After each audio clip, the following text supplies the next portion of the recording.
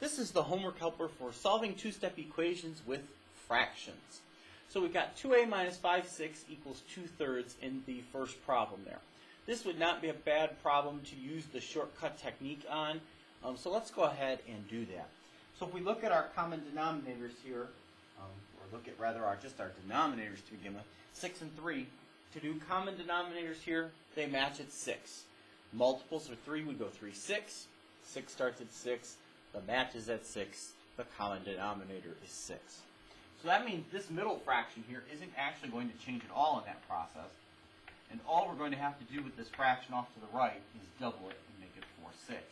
Now, problem is you cannot escape doing that with this form of 2. So let's also convert 2 there. We'll have to convert it into a fraction that is a equivalent to 2, and b has a denominator of 6. Well, that would be 12, 6.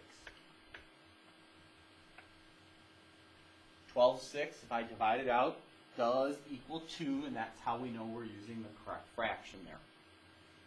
Okay, so if I'm using the shortcut, remember what I do is whatever the denominator is now, I multiply both sides by 6, or the entire line rather by 6, which cancels this out with all the denominators, and would leave me 12a minus 5 equals 4. We're applying our rules now, so we want to keep variable a on the left, and we want to keep 4 way off there to the right. So 12 and 5 are both going to have to move. And at this point, we're questioning which one do I move first? Well, remember, the thing that's with the variable, in this case 12, goes last, and 5 goes first. So I'm going to add 5 to both sides. And that's going to give me 12a equals 9. And then I'm going to divide across by 12. It's a multiplication problem at this point, so I'm undoing it by dividing. And when I do that, 9/12 or 3/4 would be its equivalent fully reduced form. And that would be the answer, 3/4. A equals 3/4.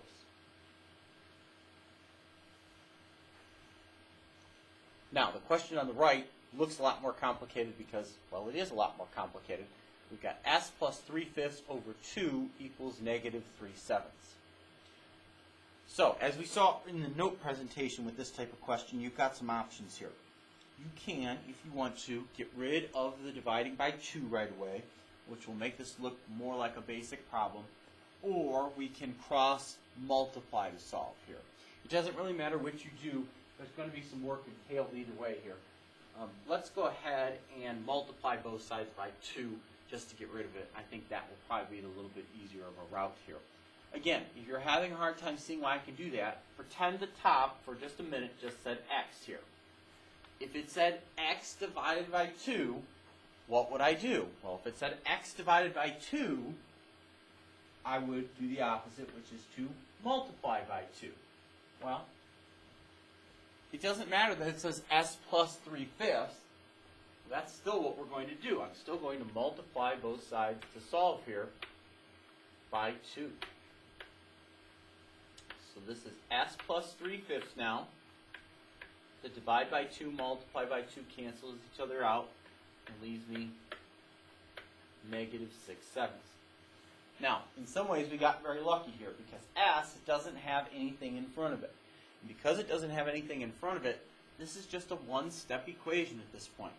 We can do common denominators, no problem here, but really it doesn't involve anything here. So let's just go ahead and subtract the 3/5, doing the opposite right away here. And that'll be my answer, the negative 6/7 minus 3/5. Now again, that's going to involve me getting a common denominator. Common denominator here is 35.